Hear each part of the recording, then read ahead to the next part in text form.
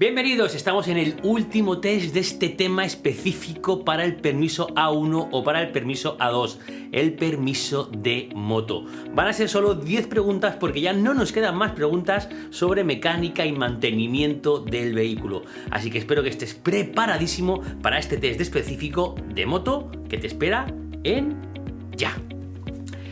El consumo de combustible disminuye cuando A.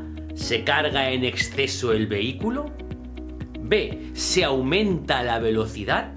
O C. ¿Se utiliza una indumentaria ceñida al cuerpo que no deje entrar al viento? Bien, el consumo de combustible disminuye, es decir, reducimos el consumo, gastamos menos, y me dice, si se carga en exceso, no, cuanto más cargada va la moto, más gasta, porque más le cuesta avanzar, más energía derrocha. Si se aumenta la velocidad, cuanto más rápido vas, más consume la moto. La respuesta correcta, ¿cuál sería entonces? La C. Se utiliza una indumentaria ceñida al cuerpo que no deje entrar el viento. Básicamente por aquello de la aerodinámica. Cuanto más holgado sea nuestra ropa, ¿entendéis? Más resistencia ofrece al viento y más consume. ¿De acuerdo? Vamos con la siguiente. Y me dice, ¿la indumentaria del conductor de una motocicleta puede influir en el consumo de combustible? Dice, A, sí, siendo conveniente utilizar una indumentaria ceñida.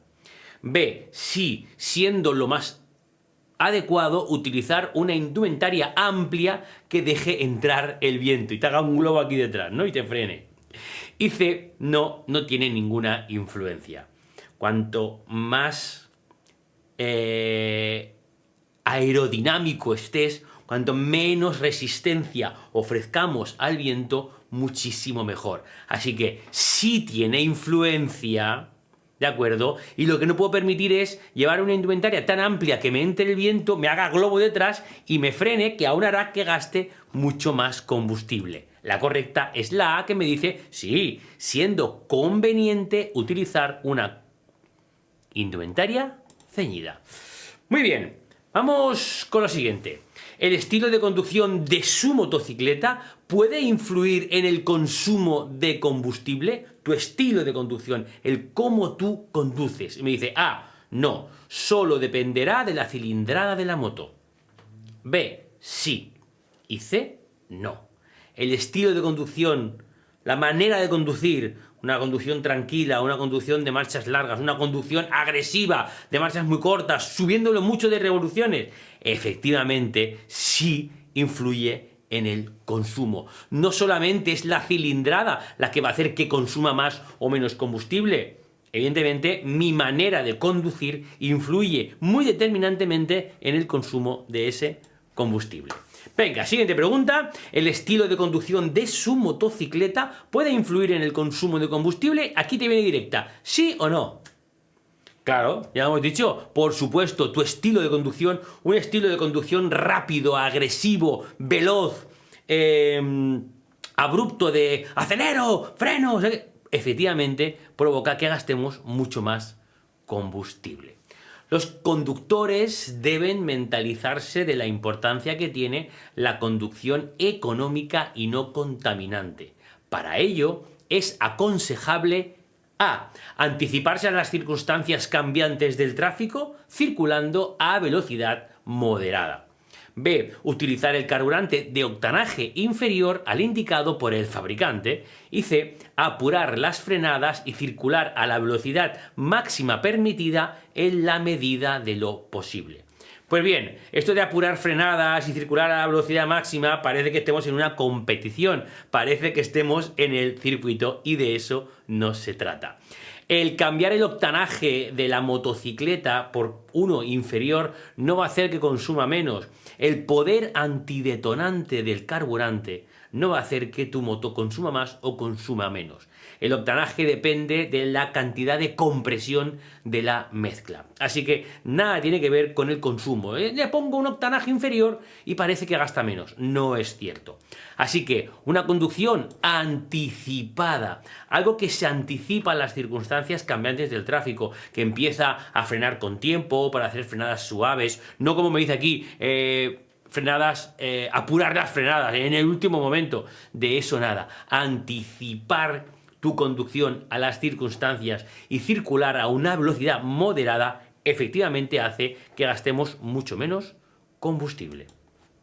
Para ahorrar combustible, ¿qué es aconsejable? ¿Conducir por encima de los 90 km por hora? B. Sobreinflar las ruedas, aumentar la presión a los neumáticos. O C. Conducir suavemente sin acelerones ni frenadas bruscas. Va cayendo cada una de las respuestas por su propio peso. Conducir por encima de los 90 no hace que consumamos más, hace que consumamos muchísimo más. A partir de 90 a 100 km por hora el consumo se dispara. ¿De acuerdo? Sobreinflar las ruedas no, porque además estamos comprometiendo nuestra seguridad porque nuestra rueda ya no amortigua, ya no absorbe las irregularidades, ¿de acuerdo? No cumple con su función de adherencia y además afecta a la suspensión. Así que lo que haremos para ahorrar combustible es conducir de forma suave, sin acelerones ni frenadas bruscas. El tipo de vía por la que se circula, el tipo de vía, voy por un sitio, voy por otro, puede influir en el consumo de carburante. Vías urbanas, vías interurbanas, carretera, autopista, ¿sí?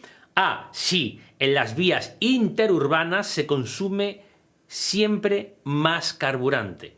B. No. C. Sí, en las vías urbanas se consume más carburante con carácter general.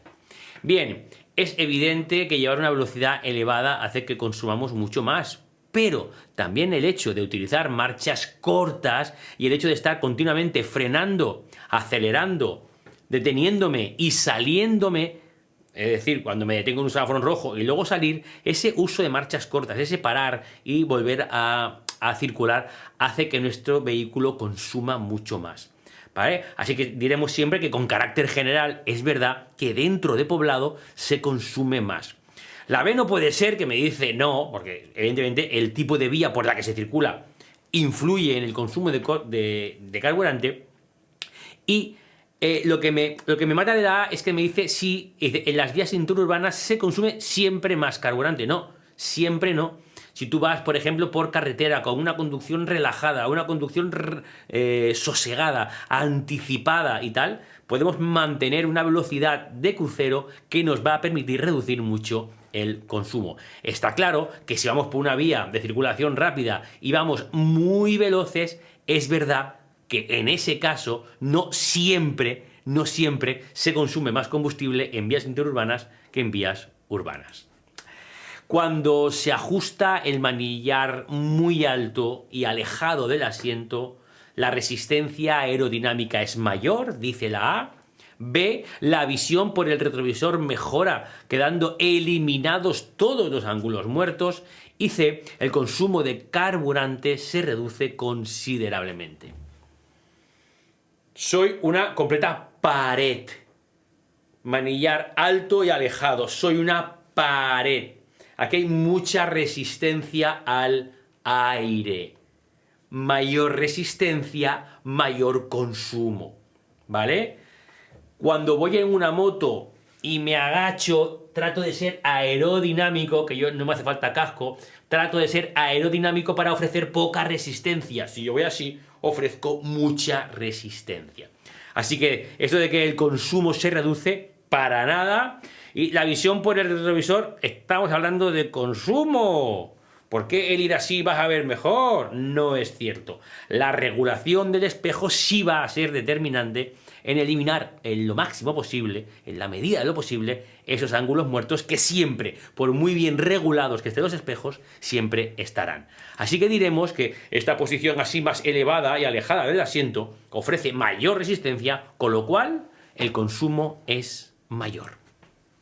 ¿En una motocicleta está permitido modificar la altura del manillar?